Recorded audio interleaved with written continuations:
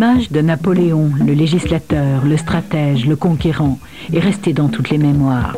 C'est ce Napoléon-là que racontent les livres d'histoire. Mais on oublie de dire qu'en 1802, il a aussi rétabli l'esclavage dans les colonies. Napoléon n'était encore que le premier consul Bonaparte, et le décret en question est celui du 30 Floréal en 10.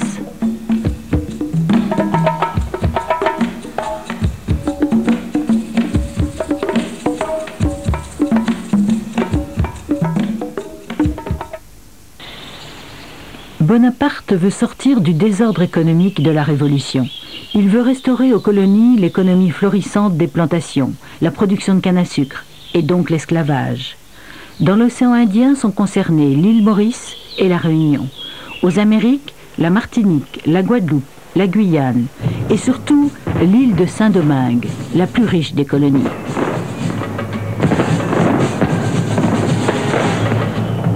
Aux populations asservies des colonies, la Révolution française avait déjà hésité à accorder la liberté.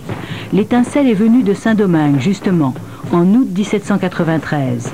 Les autorités locales ont aboli l'esclavage dans l'île pour rallier la population noire à la France, sans l'autorisation de Paris, qui convoque alors les représentants de l'île devant la Convention. Jean-Baptiste Bellay, ancien esclave, et ses amis se présentent en accusés, ils s'en iront en héros. Comment doit-on vous appeler? Citoyen Bellay. Vous avez pu franchir l'océan? Malgré les Anglais. Vous n'avez pas trop froid? Où en est la guerre dans nos colonies? Libre. Les nègres vont-ils combattre pour la République? Les Anglais coulent tous les navires français qu'ils voient. Nous avions donc décidé de voyager sur un navire américain. Malheureusement, ils devaient faire escale à Philadelphie. Malheureusement. La ville américaine de Philadelphie est alors un repère de colons en fuite qui complotent contre la République. Les colons nous attendaient. Ils se saisissent de nous, forcent nos malles, pillent nos papiers, notre argent, nos effets. Un exalté pointe son poignard sur le député. Tu oses être officier dans un régiment? Tu as l'impudence de vouloir commander à des Blancs? Bellay, qui a fait la guerre d'indépendance aux États-Unis, ne se laisse pas démonter. Et pourquoi ne commanderais-je pas à des Blancs? Je sers depuis 25 ans sans reproche. Et quand on sait sauver des Blancs et les défendre, on peut bien les commander. Bellay le Noir, Mills le Mulâtre et Dufay le Blanc échappent par miracle aux colons, puis embarquent pour la France. À eux trois, ils formeront la délégation très symbolique envoyée par la colonie de Saint-Domingue pour demander à la Convention une loi générale contre l'esclavage. En métropole, le puissant milieu colonial bloque toute réforme du système esclavagiste. Il parvient à faire passer les députés de Saint-Domingue pour des espions. À Brest, nous attendions les honneurs de la République. On nous arrête, et c'est dans les chaînes que nous sommes rentrés dans la capitale. Heureusement, notre protestation vient d'être entendue par cette assemblée. Aujourd'hui même, nous sortons de prison. Aujourd'hui même, nous nous présentons à vous. Émotion du député Camboulas. Après les aristocraties nobiliaires et sacerdotales, l'aristocratie cutanée qui dominait encore vient de rendre le dernier soupir. Le 15 Pluviose en 2, Dufay, Mills et Bellay sont acceptés dans les rangs de la représentation nationale. Le lendemain, c'est Dufay qui monte à la tribune de l'Assemblée. Il connaît les arguments des coloniaux, il va les démonter un à un. Question de fond, un nègre peut-il être un véritable Français? Les citoyens de couleur, qui sont le peuple, des véritables sans-culottes dans les colonies, se sont battus comme des héros. Il s'est crié « Nous sommes nègres français et nous allons combattre pour la liberté !» L'abolition sera la ruine de l'agriculture et du commerce. Vous verrez que votre colonie de Saint-Domingue sera bien plus florissante, cultivée par des mains libres. Et vous trouverez plus de profit à faire du négoce avec les gens de couleur qu'avec les planteurs contre-révolutionnaires qui se disaient vos amis, mais qui vendaient, oui, qui vendaient la colonie aux Anglais. Les Noirs sont des ignorants. L'instruction fera des hommes de bien. Des lâches. À la première nouvelle de l'invasion des Anglais, ils ont juré de tous mourir jusqu'au dernier. Des sauvages. Législateurs, on calomnie les Noirs, on envenime toutes leurs actions parce qu'on ne peut plus les opprimer. Citoyens députés, Ne souffrons pas que la Convention se déshonore par une plus longue discussion. L'exclamation du député Lacroix résume bien l'atmosphère d'extrême émotion qui envahit l'Assemblée. Aucun représentant du peuple n'ose défendre le principe de l'esclavage. En travaillant à la constitution du peuple français, nous n'avions pas porté nos regards sur ces malheureux hommes de couleur. La postérité aura un reproche à nous faire de ce côté. Nous devons réparer ce tort. Il est temps de nous élever à la hauteur des principes de la liberté et de l'égalité. Et c'est en orateur révolutionnaire que réagit le grand Danton. Aujourd'hui, nous proclamons face à l'univers, et les générations futures trouveront leur gloire dans ce décret. Nous proclamons la liberté universelle. Dans les tribunes du public, la mulâtresse Marie Dupré perd connaissance en entendant la nouvelle. Lançons la liberté dans les colonies. Et c'est aujourd'hui que l'anglais est mort. Lacroix argumente en faveur de l'abolition sans délai. Je demande que les hommes soient libres, sans distinction de couleur. Accordé!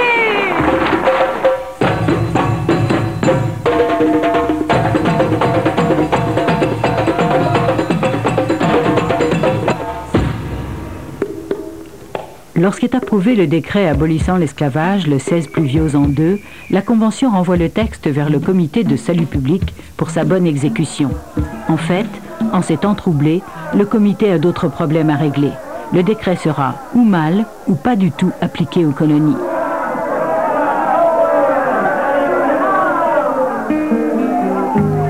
L'information dans l'océan Indien arrivera très en retard.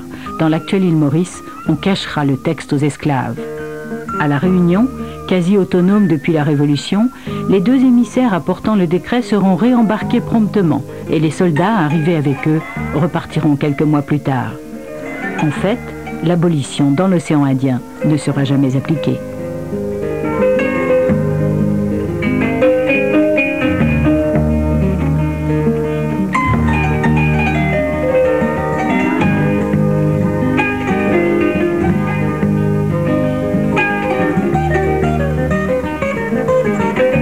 En Guyane, où la forêt est partout, la tentation était forte pour les anciens esclaves, dès le décret connu, de disparaître dans les bois, défricher une parcelle et vivre libre.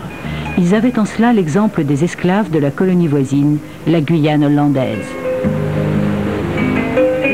Les autorités décidèrent donc de réquisitionner les anciens esclaves, les obligeant à rester travailler dans les plantations. On était passé de l'esclavage au travail obligatoire.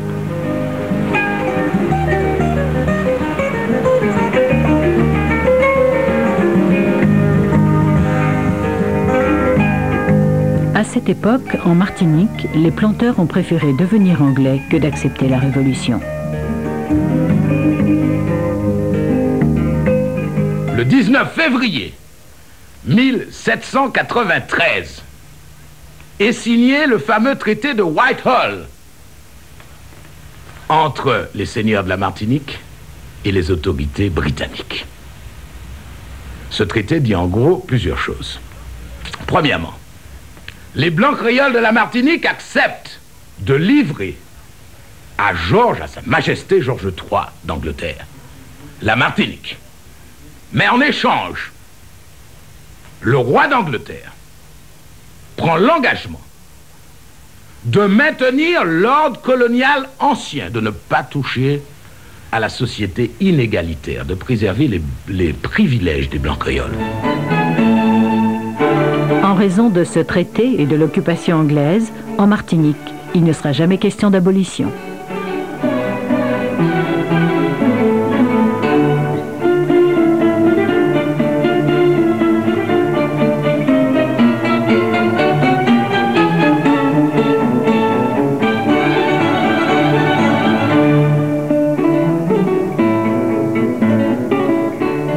En Guadeloupe, de révolte d'esclaves en exécution de planteurs, la Révolution passe comme une tornade.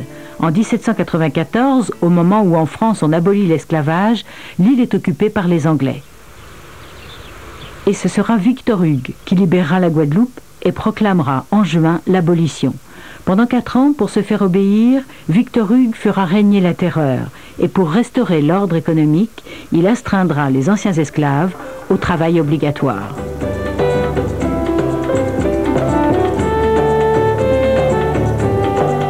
Dans l'île de Saint-Domingue, la population le sait bien, la victoire historique contre l'esclavage, c'est à Toussaint Louverture qu'elle le doit.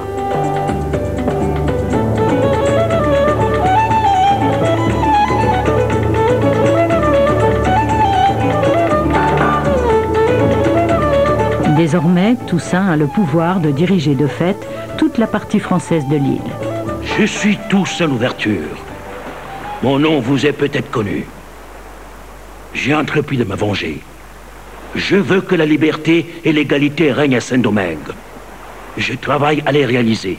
Unissez-vous à nous, mes frères, et combattez avec nous pour la même cause.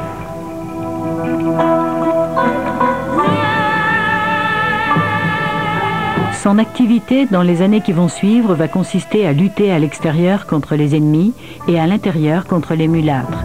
Mais il va aussi remettre les anciens esclaves au travail. Il veut que l'ordre et la morale règnent. Il est évident que s'il y a des changements profonds sur le plan social, ce n'est tout de même pas une révolution sociale au sens où Marx, par exemple, l'entendra. C'est quelque chose de tout à fait différent. Et sur ce plan, les idées de Toussaint Louverture peuvent apparaître comme des idées relativement conservatrices.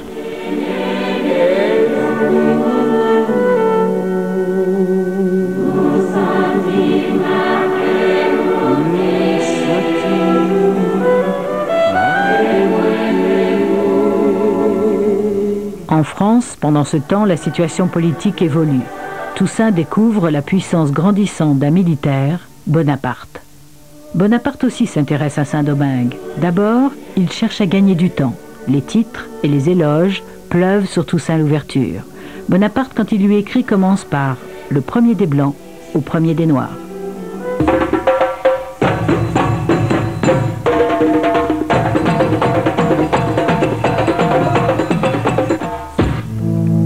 Ce qui va déclencher la colère de Bonaparte, c'est en 1801 la décision de Toussaint de doter la partie française de Saint-Domingue d'une constitution. Dans ce texte, il n'est pas prévu que la colonie se sépare de la France, mais c'est tout de même un camouflet. Le bateau du début. Tu t'en souviens? Le départ en silence des esclaves. Le silence des esclaves. Tu t'en souviens? Jusqu'ici, cette histoire est la propriété des hommes libres. Des hommes qui sont nés dans les jardins de la liberté. Et moi, Toussaint Louverture, esclave sur l'habitation de Breda. Je vais maintenant raconter ce qu'il y a dans le silence des hommes sans liberté, sans jardin. Je vais raconter l'urgence absolue de la liberté. Bonaparte, furieux, décide de reconquérir Saint-Domingue. Pour l'époque, il monte une impressionnante expédition coloniale. L'expédition du général Leclerc arrive devant la plus riche des colonies françaises. Le général y proclame la liberté et l'égalité pour tous. Mais en vérité, il apporte la guerre. Toussaint va se défendre avec intelligence, mais il va perdre et se rendre. Il mourra un an plus tard, prisonnier, dans le Jura. Général Toussaint Louverture, commandant en chef, gouverneur de Saint-Domingue. Toussaint est mon nom, nom d'esclave sur l'habitation de Breda. Tu te tournes vers ton nom d'origine, vers ta mère, vers ta patrie, vers tes ancêtres. Et tu n'en as pas. Tu es prisonnier. On t'a tout pris. Tu te tournes vers le souvenir de ta mère. Et tu n'en as pas. Dès la reddition de Toussaint, Bonaparte, persuadé d'avoir réglé le problème de Saint-Domingue, fait voter le décret qui rétablit l'esclavage et la traite dans les colonies. Lorsque le régime de Bonaparte s'est établi, les Bourbonnais hésitaient encore, si vous voulez, se demandant si Bonaparte allait ou non essayer d'appliquer l'abolition de l'esclavage. Et puis, à partir du moment où on a eu conscience et la certitude que le régime de Bonaparte n'appliquerait pas cette décision, il y a eu un ralliement. Et comme vous l'avez vu dans ce texte, c'est même un régime nouveau qui va être plus conservateur, plus réactionnaire que ne l'était le régime royal, qui va s'abattre sur le monde colonial. Bonaparte a un grand besoin des richesses coloniales. La Révolution a laissé l'économie française délabrée et pour le premier consul, la puissance politique du pays passe par la puissance économique. Or, on considérait à l'époque que libérer les esclaves, c'était ruiner les colonies. Certains historiens disent qu'à l'origine, Bonaparte n'avait pas d'idée préconçue sur la question de l'esclavage, mais il a reconnu être plutôt du côté des Blancs parce que lui-même était blanc, tout simplement.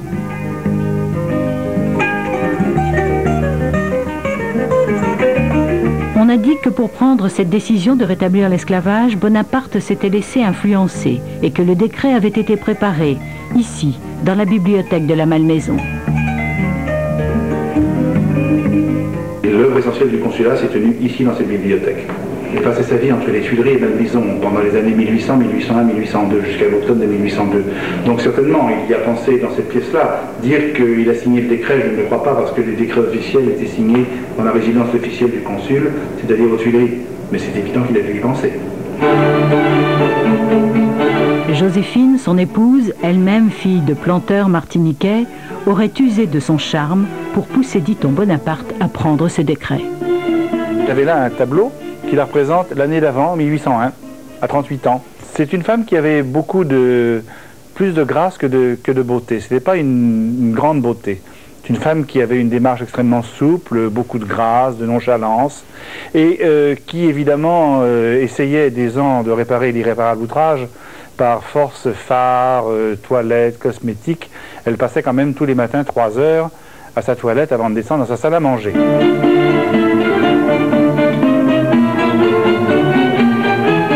À une famille d'abord d'Ancien Régime, qui sont les Tachères de la Pagerie, une famille qui s'est installée en Martinique en 1726. Donc la petite Yéyette, jusqu'à l'âge de 16 ans, a vécu à la Pagerie.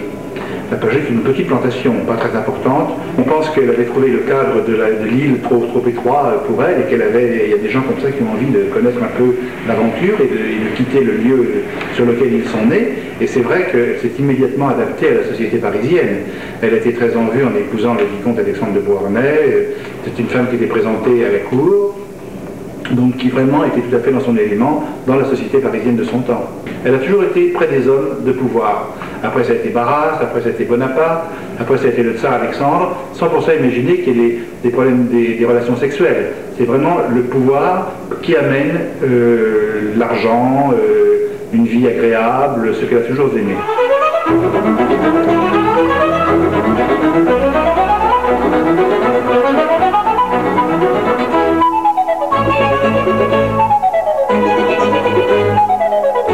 Quelques mois même avant que Bonaparte rétablisse dans les autres colonies, Joséphine écrivait à sa mère en octobre 1801 une lettre dans laquelle elle lui dit, au moment de la paix avec l'Angleterre, la paix d'Amiens, le général Lacrosse fera passer ma lettre par l'aviso qui doit s'expédier à la Martinique pour annoncer aux habitants que les Anglais restituent la colonie à la France, ce qui n'a pas eu lieu évidemment, et les tranquilliser sur leur sort futur. Et là, la phrase est intéressante parce qu'elle écrit à sa mère « Les nègres seront maintenus dans le même état où ils sont », ce qui veut dire que l'esclavage n'ayant pas été aboli au moment de la Révolution, il existe toujours en Martinique et il est prévu dès octobre 1801 de maintenir l'esclavage en Martinique.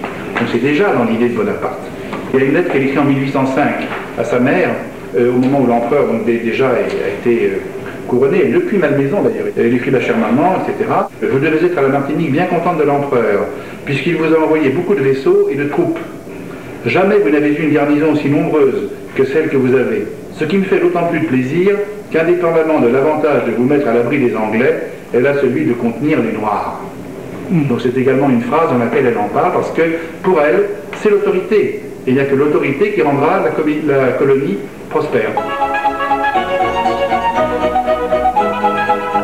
Joséphine n'a pas participé directement à ce fameux décret, monsieur Chevalier. Surtout pas, elle était suffisamment intelligente pour savoir qu'il ne fallait pas pousser Napoléon dans ses derniers tranchements et qu'on y arrivait par petites touches, mais on n'affrontait pas Napoléon de face comme ça.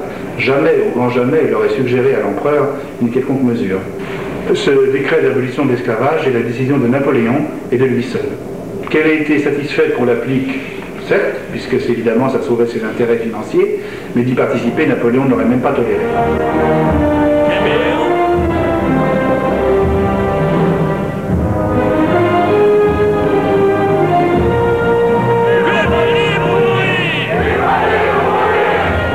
Bonaparte pensait en avoir fini d'un trait de plume avec le problème noir en rétablissant l'esclavage. Ça n'était pas si simple. L'idée de la liberté était désormais partout. À Saint-Domingue, Toussaint parti, d'autres libérateurs prennent le relais. Et la première République noire va voir le jour 1 an plus tard sous le nom d'Haïti. En Guadeloupe, les officiers noirs, Delgrès, Ignace et leurs amis refusent la loi scélérate.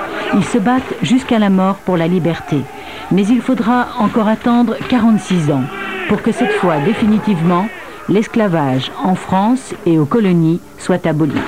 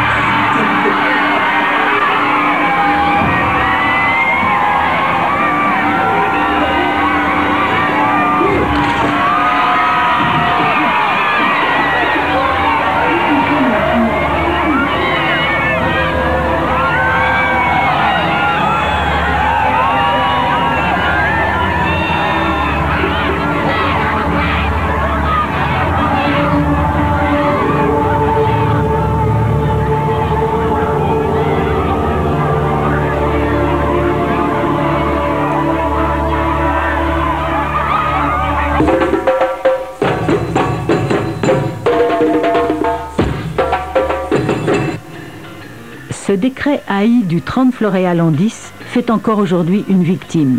En Martinique, l'impératrice Joséphine a été jugée coupable en tant qu'instigatrice de cette loi et sa statue symboliquement décapitée. Joséphine, dans le parc de la Savane à Fort-de-France, n'a plus de tête depuis des années et la statue sans tête est citée dans tous les guides touristiques.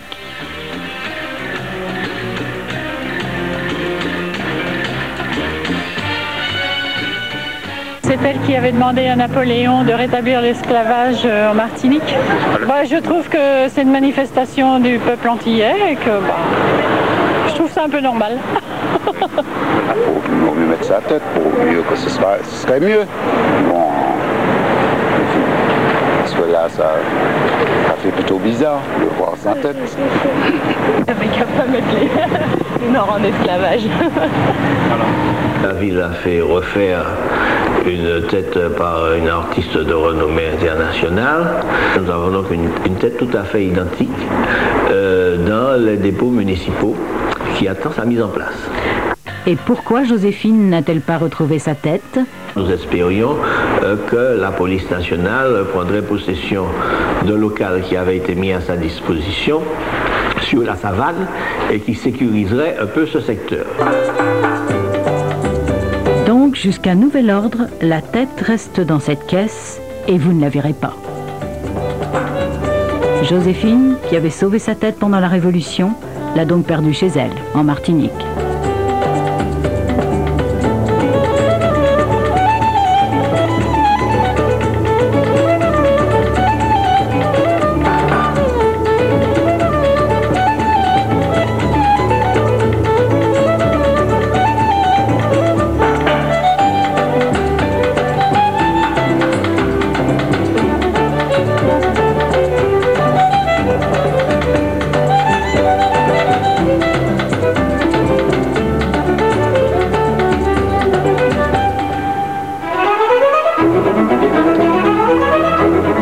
Je rappelle que vous pouvez jouer au grand jeu Napoléon et gagner les cassettes de la série qui s'est terminée ce soir. Pour cela, répondez à la question: quel était le nom de la plantation de la famille de Joséphine? Votre réponse sur carte postale avant le 30 novembre 2002 à l'adresse suivante: Grand Jeu Napoléon, RFO 3537 rue Danton, 92 240 Malakoff.